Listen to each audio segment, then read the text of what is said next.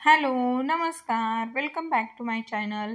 तुम्ही चॅनलवर नवीन असाल तर चॅनलला सबस्क्राईब जरूर करा.